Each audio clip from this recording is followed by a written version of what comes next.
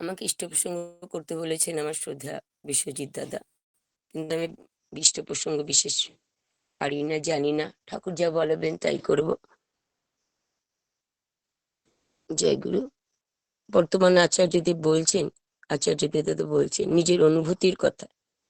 আমি একটা আমার অনুভূতির কথা বলছি। আমি আমার আদি বাড়ি ছিল বা কলকাতা।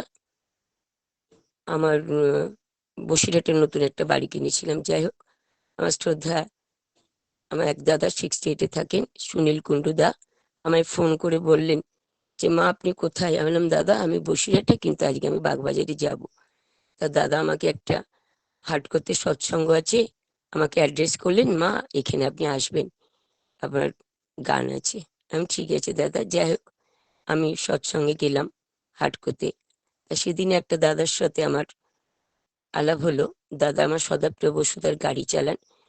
ঠাকুরকে ধরে যা উপলব্ধি সে অনেক কিছু শেয়ার করলেন। তারপর আমি সৎসঙ্গে গেলাম, সৎসঙ্গটা যথারীতি হলো, গান করলাম। তারপর সৎসঙ্গ যখন শেষ হয়, আমি গাড়ি ধরার জন্য আমি এলাম, কিন্তু আমি দাঁড়িয়ে আছি। আমার সামনে দিয়ে 240 খানিকক্ষণ বাদে গেল, 240 গেল, 240 বাস আমার বাড়ির সামনে দিয়ে যায়। আমি হাত দেখালাম, কিন্তু বাসটা দাঁড়ালো না, বেরিয়ে ট্রেনে বেরিয়ে চলে গেল। অনেকক্ষণ দাঁড়িয়েছি, কোনো বাস নেই, বাস নেই। তারপর যে বাসটা পেলাম, সেই বাসটা অনেক ঘুরে ঘুরে এলো।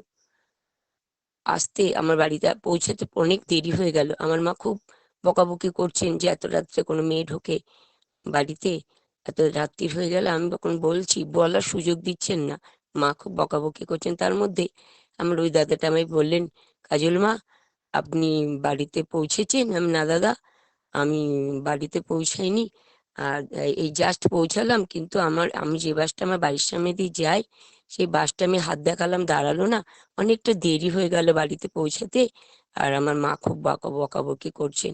তখন দাদা আমায় বললেন, মা আপনি যেই গাড়িটায় হাত দেখিয়েছেন আপনার বাড়িতে আসার জন্য, পৌঁছে দেওয়ার জন্য, সেই গাড়িটা কিছু দূর এসেই অ্যাক্সিডেন্ট করেছিল। গাড়ির ড্রাইভার ইনজোর হয়েছে, অনেক অনেক প্যাসেঞ্জার ওতে ইনজোর হয়েছে। আমি অবাক হয়ে গেলাম যে ঠাকুর আমাদের সর্বদাই এমনি ভাবে কৃপা করে চলেন। ঠাকুরের বিশেষ কিছু করতে পারি না। কৃপা মানে করে পাওয়া, কিন্তু ঠাকুরের বিশেষ কিছু করতে পারি না। কিন্তু এটা অনুভূতি, সকল সময় ঠাকুর যেন আমাদের ওপর করুণা বর্ষিত করছেন, আর এমনি ভাবেই আমাদেরকে রক্ষা করে চলছেন। আমার কলকাতাতে আমার বড়দির বিয়ে হয়েছে, আমার বাড়ি থেকে 5 মিনিট দূর। তা আমি বসিরহাট থেকে আমার দিদির বাড়ি গিয়েছি।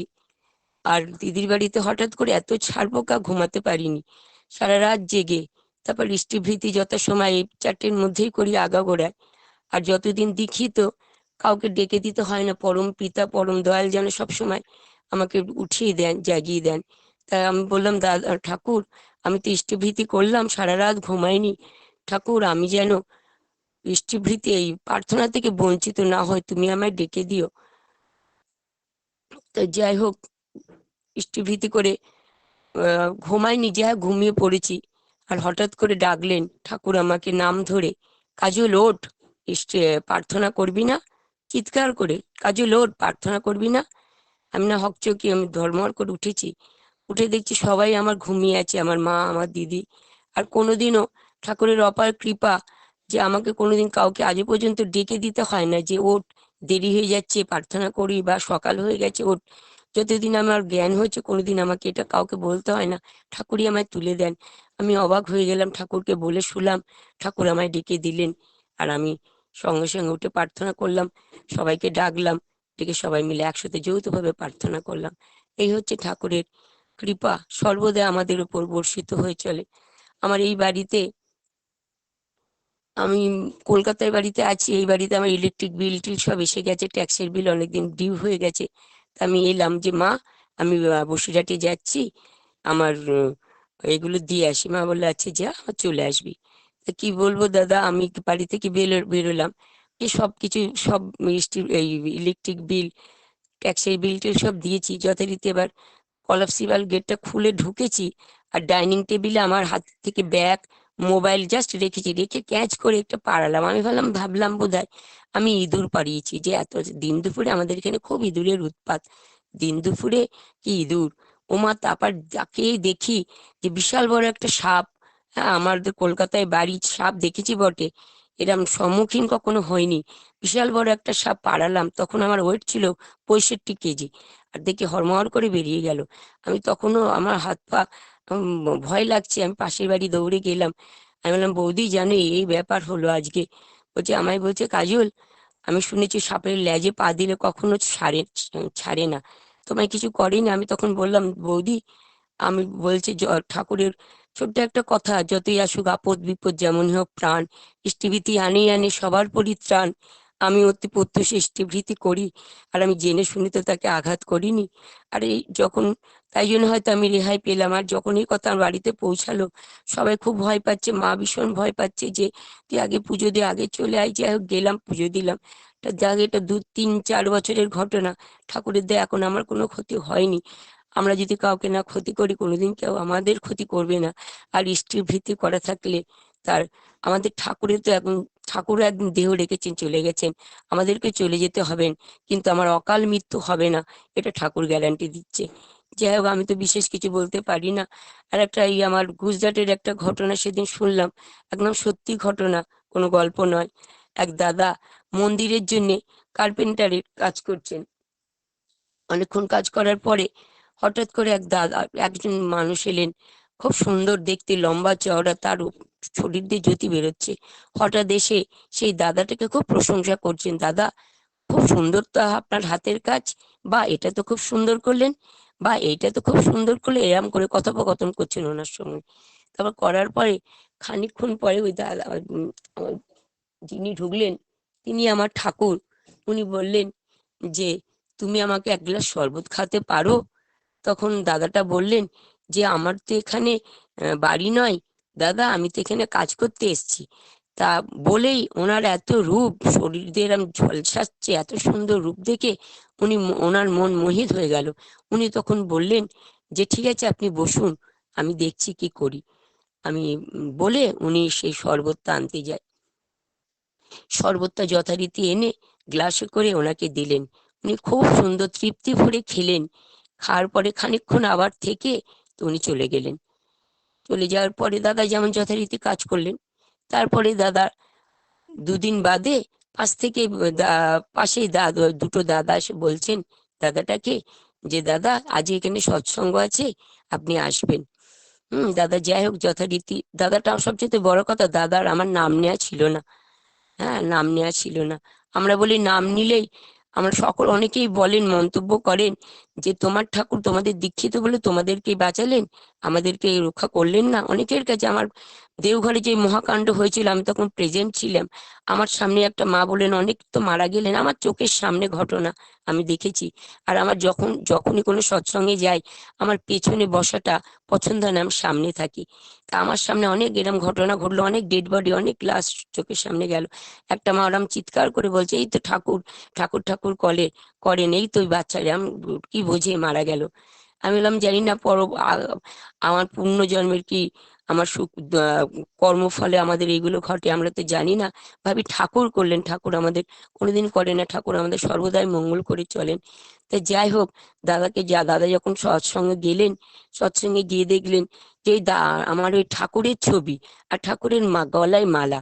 উনি দেখে না হকচকিয়ে গেলেন যে কি ব্যাপার। ইনি তো আমার বাড়ি, আমার দোকানে গেলেন, আমাকে এরম ভাবে প্রশংসা করলেন, আমার হাতে শরবত খেলেন, হ্যাঁ, তা এনার গলায় মালা কেন? উনি একটু চমকে গেলেন। তাই যথারীতি সৎসঙ্গ টঙ্গ করলেন, করে যথারীতি বাড়িতে এলেন। তারপর উনি কথা কাউকে বলেননি। 2 দিন কেটে গেছে, তারপরে একজনকে বলছেন যে, জানেন তো আমি সেদিন সৎসঙ্গে গেলাম, যে দাদাটাকে দেখলাম এরম গলায় মালা পরানো, উনি আমার এই দোকানে এসেছিলেন, আমাকে খুব প্রশংসা করছিলেন, আমাকে খুব প্রশংসা করছিলেন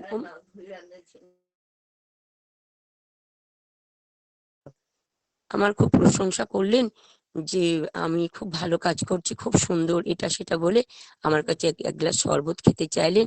আমি দাদাটাকে দিলাম, তারপর দাদা চলে গেলেন। তারপর সেই দাদাকে আমি দেখছি যে আমার এই সৎসঙ্গে। তখন একটা দাদা হঠাৎ করে বলছেন, তাই ইনি তো ঠাকুর। ঠাকুর দাদার নাম নেওয়া ছিল না, বলছে হ্যাঁ ইনি ঠাকুর, দেখুন উনি অদীক্ষিত, আমরা তো দীক্ষিত, আমরা এত করে আমরা ঠাকুরের দর্শন পাই না, তিনি অদীক্ষিত, আমাদের ঠাকুর দর্শন দিলেন এবং তার হাতে শরবত খেলেন। এই কথা যথারীতি দাদারা দেওঘরে গিয়ে বর্তমান আচার্য দাদাকে বললেন যে দাদা এই ঘটনা হয়েছে, আমার এই দাদার কাছে এরম ঠাকুর গিয়েছিলেন, গিয়ে এরম শরবত খেয়েছেন, ওনার নানাবিধ কাজ থেকে এত উনি আনন্দিত করে আনন্দিত হয়ে খুব প্রশংসা করলেন যে দাদা খুব সুন্দর কাজ, খুব ভালো হয়েছে। তখন আমাদের বর্তমান আচার্য দাদা বললেন যে দাদা যেই চেয়ার একটা ঠাকুরকে দাদা তো একটা চেয়ার দিয়েছিলেন বসতে, তা সেই চেয়ারে বসেই কথোপকথন হয়েছে। তা আচার্য দাদা বললেন যে দাদা যেই চেয়ারে ঠাকুর গিয়ে বসেছিলেন সেই চেয়ারটা অতীব যত্ন করে রাখতে, আর যে গ্লাসে জল খেয়েছিল ওই গ্লাসটা খুব যত্ন করে রাখতে। তখন দাদাকে বলা হলো যে চেয়ারটা কোথায় রেখেছেন? দাদা বললেন হ্যাঁ আমার এখানেই আছে। যাই হোক, সেই চেয়ারটা যত্ন করে রাখতে আর গ্লাসটা অতীব যত্ন করে রাখতে। তাই যাই হোক দাদাকে বললেন আমার বর্তমান আচার্যদের দাদা, অন্য দাদাদেরকে বললেন ওই দাদাকে যেন আমার দেওঘরে নিয়ে যাওয়া হয় আর ওনাকে আমার দীক্ষা দেয়া হয়, দীক্ষাটা দেয়া হয়। যাই হোক দেখুন, আমার এমনি করে আমরা জানি আমরা ঠাকুরের যারা আশ্রিত, যারা ঠাকুর ধরেছি, তারাই বোধহয় আমরা কৃপা পায়, কিন্তু অন্য মানুষ পায় না। সূর্য যখন আলো দেয় তখন কি ভাবে কাকে দেবে কাকে দেবে না, সেমনি আমরা সকলেই সর্বদাই ঠাকুরের করুণা হতে বঞ্চিত হই না, সর্বদাই আমাদের ওপর আমাদের কৃপা বর্ষিত হয়। আমার আর একটা ঘটনা, আমি কলকাতায় আমার দিদির হঠাৎ করে এরম সেরিব্রাল অ্যাটাক করলো। হ্যাঁ, আমি আমার দিদির বাড়ির যে কাজের লোক তাকে আমার দিদির মেয়ে ফোন করেছে, বলছে তোর মার শরীরটা খুব খারাপ, তুই এক্ষুনি আয়। তা আমার দিদি মেয়ে আমাকে আবার ফোন করেছে যে তুমি শিগগিরই এসো, এই ব্যাপার। আমার বাড়ি থেকে দিদির বাড়ির দূরত্ব, তখন এই বাড়ি আমার কেনা হয়নি 5 মিনিট। আমার মা শুনে বলছে যা শিগগিরই যা। যাই হোক গেলাম, দিদি দেখলাম বেশ ভালোই বসে টসে আছে। এসে আমি বললাম দিদি কি হয়েছে তোর? বলছে শরীরটা, তার আগেই আমি দিদিকে নিয়ে তার আগের দিন সৎসঙ্গে গিয়েছিলাম বড়নগরে একটা।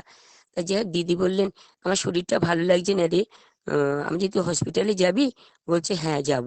তা দিদি আমাকে যথারীতি চা জল খাবার করে দিলেন, আমার সাথে কথা বললেন। তা যাই হোক আমি দিদির বাড়ি থেকে তখন আরজি কর 5 মিনিট দূরত্ব, আর দিদির হাজবেন্ড রেলের সার্ভিস করে, ও রেলের ইয়ে করে আছে। যাই হোক, তা কোনো গাড়ি যেহেতু ডিস্টেন্স 5 মিনিট, কোনো গাড়ি যাচ্ছে না। তাহলে আমি কি করি, আমি তখন রিক্সা করে আমি গেলাম। আমার আরজি করে তো প্রচুর ভিড়, সঙ্গে সঙ্গে চান্স পাওয়া যায় না।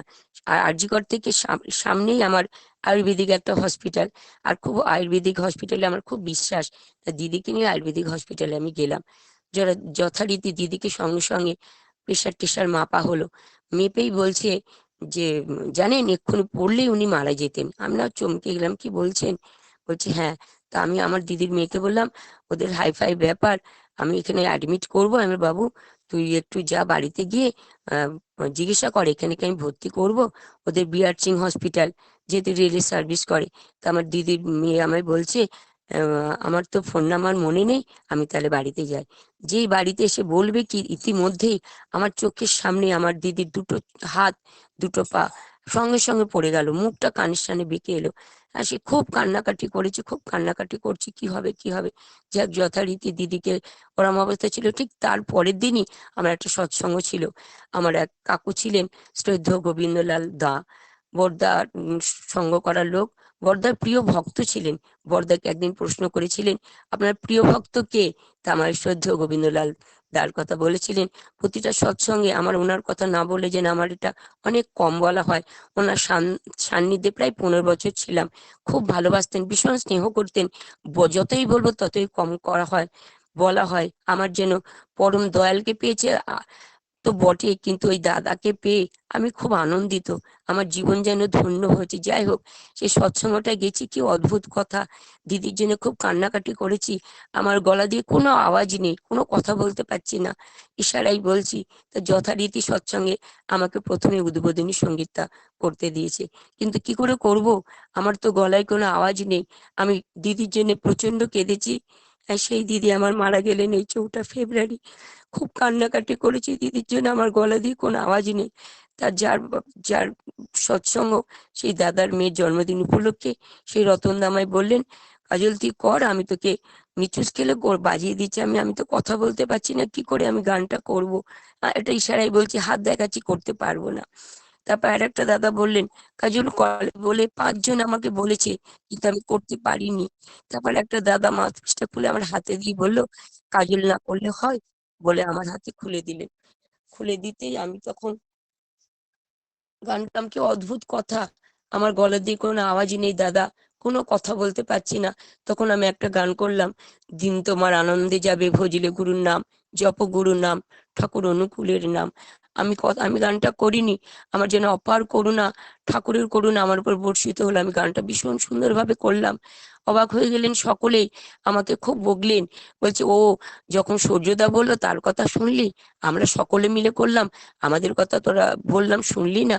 আমি তখন ইশারাই বললাম, তখনও ঠিক গলার আমার অবস্থা, আমি কথা বলতে পারছি না, কি করে গানটা করলাম জানি না। পরম দয়াল যেন আমার গানটা করে দিলেন। কি বলবো, সব সময় ঠাকুরের করুণা যেন আমার উপর বর্ষিত হয়। অবাক লাগলো, গানটা করলাম আর সবাই বলছে ভাঙা গলায় যদি এরম হয়, ভালো গলায় তাহলে আমরা তো পাত্তাই পাবো না, এরম ভাবে বললেন। জানি না, আমি তো করিনি গানটা, আমার গলা দিয়ে আওয়াজ নেই, কি করে করব। আরো একটা ছোট্ট ঘটনা, আমি আমাদের বসিরহাটে সৎসঙ্গে গেছি, মাতৃ সম্মেলন ছিল। তা ছোট মা বলেছিলেন, এই কিছুদিন আগে মারা গেল, এই 1 মাস খানিক হলো, খুব স্নেহ করতেন। আমি গেছি, তখন আমি সদ্য সবে, গান আমার মা ভীষণ ভালো করেন, ভালো গলা, গান ছোটবেলা থেকেই করি, কিন্তু হারমোনিয়ামটা ধরা হয়নি। এই কাকু আমার পেছনে লেগে গান, হারমোনিয়াম ধর বলে আমার হারমোনিয়ামে গান শেখা।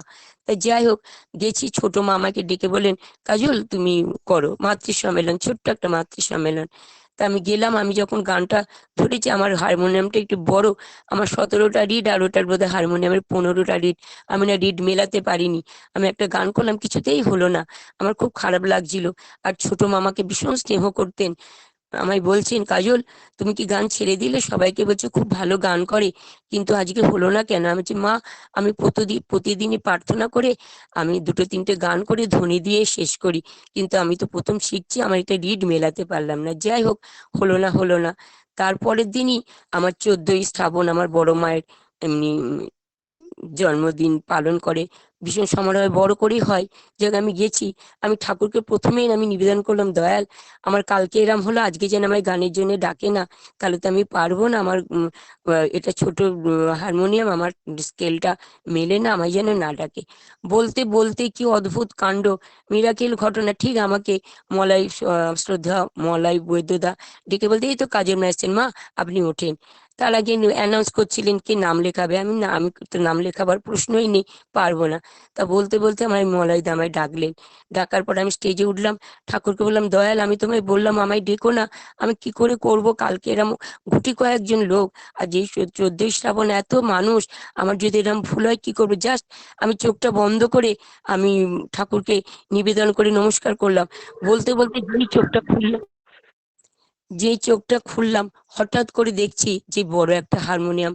অবাক হয়ে গেলাম, ঠাকুর তোমার এত করুণা, চোখ দিয়ে জল বর্ষিত হতে পড়লো। চোখ দিয়ে জল পড়লো, হঠাৎ করে দেখলাম বড় হারমোনিয়াম। তখন আমি আবার গান করলাম, আমার কোনো অসুবিধে হলো না। ঠাকুর যেন সর্বদা সর্বক্ষণে ঠাকুর এরম ভাবে আমাদের করুণা বর্ষিত করে, আমাদের যাতে কোনো কষ্ট না হয়। ঠাকুর সর্বদাই আমাদের সচেতন করে। আমরা বলি যে ঠাকুর, আমরা আমার ইচ্ছা মাফিক সমস্ত কিছু চাই, যে ঠাকুর এই দাও সেই দাও ওই দাও, আমি জানি না আমার কিসের প্রয়োজন, কোনটা হলে আমার ভালো হয়, আমরা তো জানি না, ঠাকুর জানেন, ঠাকুর সেটাই আমাকে করেন। ঠাকুরের ছোট্ট একটা কথা, ভাবছো মিছে চলবে কিসে, ভাববার তুমি কে, ভাববার যিনি ভাববেন তিনি, তুমি ভাবো তাকে। আমাদের সর্বদাই ঠাকুর আমার জন্য, আমাকে সবাই খুব চিন্তা করে। আমার এখনো বিয়ে হয়নি, সবাই বিয়ে হয়ে গেছে, মাকে দেখাশোনা করি, মাকে নিয়ে থাকি। আমার মায়ের চাইতে আমার সৎসঙ্গে সকলে আমাকে নিয়ে সর্বদাই চিন্তা করে যে মায়ের পরে কি হবে। আমি তখন এই কথা বলি, ঠাকুর তো সব ঠিক করে রাখেন, কিন্তু আমার দিনটা তো জানা নেই কখন কি হবে। ঠাকুর আমার কি হবে, 1 মিনিট আগে 1 মিনিট পরে সব ঠাকুরের ঠিক করা আছে, আমাদের জানা নেই। আমার যা হবে হবে, ঠাকুরে ঠিক করে রেখেছেন সেটাই হবে। আমি এটা নিয়ে একদম চিন্তা করি না, সবসময় ভাই আমার ঠাকুর আছে মাথার উপর। যে এগুলো এখন অনেকটা সময় আছে, আর কি বলবো, অনেকই কথা আছে কিন্তু এখন আপাতত মনে পড়ছে না। আমি আমার বক্তব্য এখানে শেষ করলাম। আমি জানি না, আমার বিশ্বজিৎ দা ভীষণ ভালো বলেন, সবসময় উদগ্রীব হয়ে থাকি বিশ্বজিৎ দা থাকলে কখন লাইনে যুক্ত হব, আর যুক্ত হয়ে শুনতে থাকি। আমায় বললেন আমার অবাক লাগে, আমি বলতে পারি না, কিন্তু আচার্য দাদা বলছে নিজের অনুভূতির কথা, সেটা আমি বললাম। পরম দয়ালের রাতুল চরণে সকলের মঙ্গল কামনা করে আমি আমার বক্তব্য এখানে শেষ করলাম। জয় গুরু, বন্দে পুরুষোত্তম, বন্দে পুরুষোত্তম, বন্দে পুরুষোত্তম।